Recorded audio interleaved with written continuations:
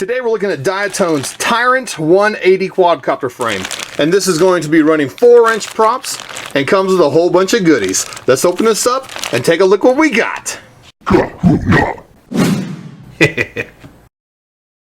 Now, before we get started, just so you know, depending on how much you spent and what you picked out in your package, they may be a little different than this. But this is the Tyrant 180, and of course it comes with the main plates here. It comes with some special new Diatone labeled straps. Oh yes, and they're kind of the leather rubbery feeling on the inside. So hopefully they'll give a little bit better grip on your battery when it's in the quadcopter, keep it from sliding out. And also the Tyrant 180 is designed to run 4 by 4.5 inch props. Well, really the pitch doesn't matter, but 4-inch props. And they give you 4 sets of the forward and 4 sets of the reverse. And it also comes with these landing gear, and these are designed to go on the ends of the arms. And it also has the screws in here for your motors, so that you should be good to go. It also comes with custom Diatone stickers, and I think these are all a relatively new thing. So anyway, these are kind of cool. Stick them on stuff. Alright, so anyway, so let's look at this frame. And of course the biggest one is going to be this main plate. And oh yeah, it comes with all the plates on here and they're just zip tied together. That's just probably so it's easier to put it together in a manufacturing place. So the front plate up here is for the camera, and then it has the main body plate, and then it also has the main main plate, I guess. And these arms look pretty thick. I'll get the caliper and we'll measure those out. Let's see what else comes in here. Camera mount, and it's green. That's good. It also matches the props and the landing gear. And here's another power distribution board for the frame. And also in here, some wires for the motors, looks like. And some, oh, it comes with a screwdriver. Oh, sorry, not a screwdriver. It's a hex key screwdriver. That is interesting. I've never seen one of those, and I've never seen one included before. Also comes with a bunch of spacers and screws, and also another set of wires taped on the back here. So here are the plates again, and like I was saying, it has this main body here. This goes over the back end of it, and this is the part that goes up over the front end where the camera rests. That way the camera can be a little bit higher and have a little bit bigger spacers. But for now, let's go ahead and get this caliper out here, and we'll go ahead and measure how thick these arms are. They already look like 4 millimeters. Yeah, 4.1 millimeters, that's pretty good. And back here we're measuring at 4.05. So 4 millimeter main plate. That's going to provide a lot of strength in a crash, especially on a 180 size quadcopter. 4 millimeter is plenty thick. In fact, if you're going to run 6-inch props, you generally want to have 4 millimeter plates. And this one's going to be running 4-inch props. So here's the top plate, and we'll get this zeroed out again. And this comes out about 2 millimeters, which is really good because on the LS210, my biggest complaint about it, since I rarely have any, is that the top plate is too thin, and I've actually cracked the top plate and had to replace it before. And this little piece here looks about the same. Yeah, 2 millimeters for the little camera piece here. So here's the power distribution board, and one thing Diatone really tried to do was simplify all the wiring. For example, back here on the back are the positive and negative battery inputs, just like on most power distribution boards. Now, one thing that's kind of unique about this is it has the positive and negative inputs out here, plus a signal wire and your ground wire for your ESCs to control it. It also has the 5-volt voltage reducer and a 12-volt reducer, and they send up connections up to here for 12-volt output and a 5-volt output on here, and also has your ESC connections up on the front. Now, the one thing that's kind of neat, and the reason they gave you so many of these little wires like this, with these little connectors in here, is so that you can connect them into these quick connects and connect these all over the place to your power distribution board. And this says a battery voltage, and this is probably connected directly into your battery on the power distribution board here, and also has your video and audio inputs back here, or that's where your video transmitter is supposed to plug in. And up here on the front, it has the input for your camera. So they want your camera to plug into here and your video transmitter, and it handles all the sending of the signals back and forth through the power distribution board. There's also a little piezo buzzer on here, and there's a little switch here, and this is supposed to control the LEDs, which you can kind of see them. They're real small out here along the edges, and they should light up when you flip the switch on. Also up here in the front, it has the place for the camera mount, and it comes with the included camera mount, which is nice. Now, one thing you think, oh, isn't carbon fiber conductive? So if you put this in here, it's going to be conductive and short out the board. Oh, yes, you are correct. And you are very sneaky. But look at this. It comes with a fiberglass piece to go inside here to separate the carbon fiber from the power distribution board. Way to go, Diatone. That is a good call. For assembling the frame, they give you this hex key. And like I said, it's kind of cool because at first I thought it was a screwdriver, but it's not. It gives you these metal posts that go up on the front of the quadcopter, and then these also little small metal posts are for the camera mount up in the front of the quadcopter. And then it has the nylon ones that go into the back. And I believe the rest of the screws and stuff are for just assembling the mounts for your flight board and for the rest of the frame. But I'm gonna get the frame put together and we'll see how the whole thing looks put together. So here's the Tyrant 180 fully assembled, and I think it looks sharp. I like this low profile plate here so your battery can sit up here and it doesn't stick up nearly as high, which helps lower the center of gravity a little bit. The upper plate being a little bit taller up here in the front makes this camera mount easy to fit in here, and you could even probably fit another camera inside here if you wanted to, or if you didn't like this one. Also, these 4 posts on the bottom, there's only 4 that hold this middle plate up, but these 4 on the bottom are the regular spacers. And these spacers up here are also metal, and they screw down into the lower plate and then have a screw that goes into the upper one to hold it into place.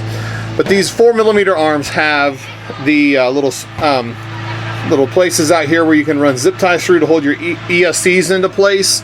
Up here on the top it has battery straps up here for your camera if you wanted to run a camera up on top of this. And down here it has these little grooves cut in place. You can kind of see it here. Little grooves here in place, and that's where you would run your battery strap around, and those grooves would help the strap from sliding forward or backward, and the rubber material on the battery straps themselves would help hold the battery in place to keep it from sliding around. Although I would still put Velcro on here, still put Velcro on my batteries, not because I don't trust them, but because that's just the way I do it on all my quads, because I don't like looking for batteries in the grass.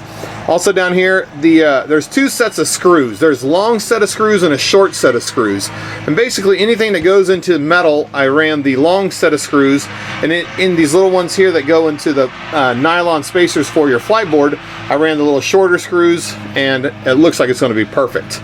The shape of this is a little bit straight in the back, and the front arms kind of reach out just a little bit, which I think is a good shape. And like I said, this main plate, or this upper plate here, being so thick, I mean, like here, I'll give it a good squeeze, and you don't even see any bend in this. Well, no, I don't see any bend. And that's really good because, like I said, the little 1mm plates that a lot of people put on top are just too thin to hold your battery successfully without, smashing it and cracking it. So these are the landing gear that come with it, and we've seen these before on the ZMR frames that Diatone has made. They go on the bottom of the arm like this, and then they have the screws that come with it, which are right here, and these are 10mm screws. They got 10mm, 4 for this, a couple for the little landing gear, and a couple to go into the motors. But it comes with the screws that you should need for your motors, and this just sits on top here or sits underneath the motor like this, and then this also provides a little bit of protection for the motor in the event that you crash sideways onto something. It also gives a little bit of landing gear to keep the bottom of the quad from getting all scraped up quite as badly. On the arms here, you can see that they have sets of holes for 1806 motors, or 1306, which would be these little small holes here in the middle, this little X shape. And then it has these extra holes out here on the corners here, and those are for your 2206 motors. And just a little bit of advice for you. You can usually tell which one they want you to run based on which one is going to run straight down the arm. In this case, the 2206 will sit here out on these 4 corners like this, which means the motor wires will line up straight out of the motor down the arm. If you run 1806 motors, the motor wires are going to run out this way or out this way.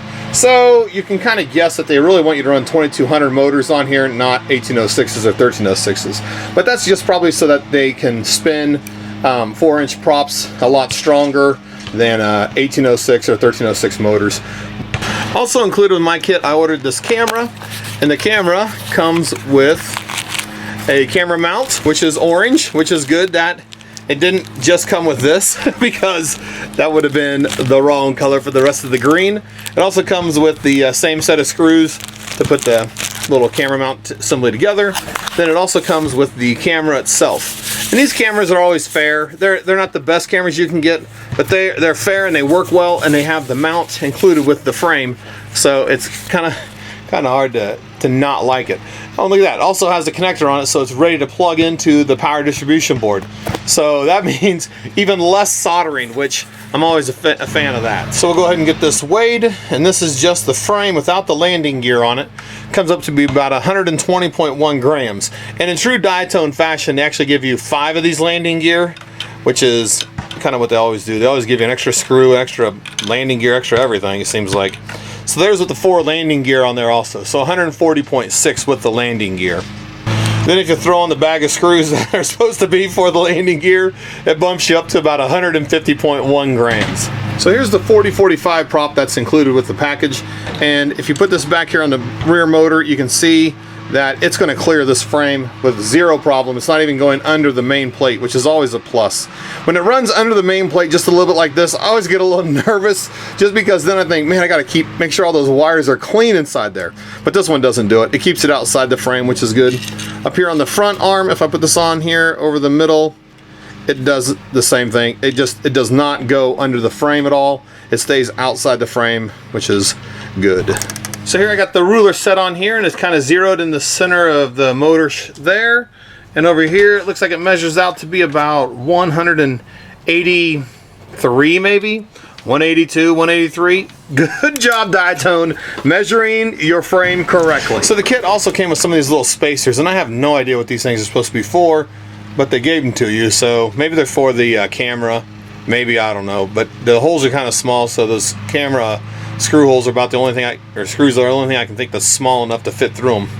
But I know the question is going to come up. What kind of motor should I run on this? Well, the answer can vary depending on what you're trying to achieve. If you want agility and fast movements, probably something a little slower, maybe an 1806. If you want faster, you're probably looking at something more like a 2203, 2204, something like that.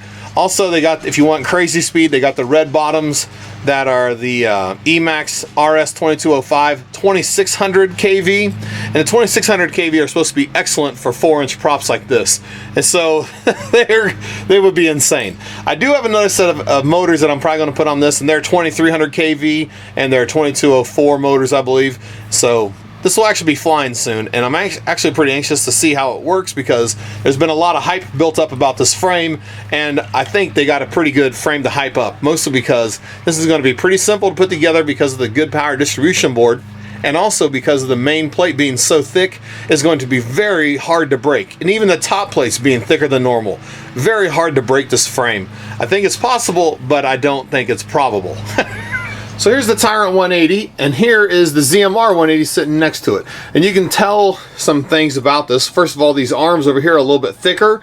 Also, these motor mounts here are a little bit bigger around. That's because the ZMR 180 is designed for 1306 motors or 1806 motors, whereas the Tyrant 180 is designed for 1806, 1306, or the 2200 size motors. Another thing you can notice about these is the ZMR is actually just a little bit taller than the back of the Tyrant 180. And of course, the ZMR is all one size, which means that the camera actually sticks up a little bit above the top plate, whereas on this one, it's actually completely covered and completely protected from any kind of crashes. Also, the top plates on these are both the thicker top plates, so neither one of these should do too bad in a crash. So when I look at this frame, I think to myself, are there any negatives? Well, no, none that I can really think of offhand yet, but I haven't built it yet, so maybe I'll come up with something later. But I think having all the different power options in there are going to be nice, and I'm talking about the little solder on points here and over there. The thickness of the frame is going to be excellent for beginners. The top plate is going to be excellent. The fact that it included some battery straps is fun, especially since they say Diatone on it, which gives a little bit of name brand to this. And I think they did a good job making something that is unique and not copied off of another model or anything. I think these little holes back here in the back, there's 2 of them here. I think those are where you're supposed to run your negative and your positive wires down through here to solder onto the board, and those are supposed to help keep the power cable out of the way. So I thought I'd throw that in there for you. The only other thing I think that's going to be complicated about this is figuring out how the wiring is supposed to be done, because There aren't many boards that rely on you using these little connectors inside here, the little plastic connectors. Maybe a CC3D does, I guess, or the F3, but all that things are usually built into the flight board and not into the power distribution board. But anyway, overall, I like the look of this frame. I'm probably going to end up building it, and hopefully there'll be some videos out here of it soon. If you have any questions about this frame, leave them in the comments, and I'll try to help you out as best I can. And as always, thanks for watching.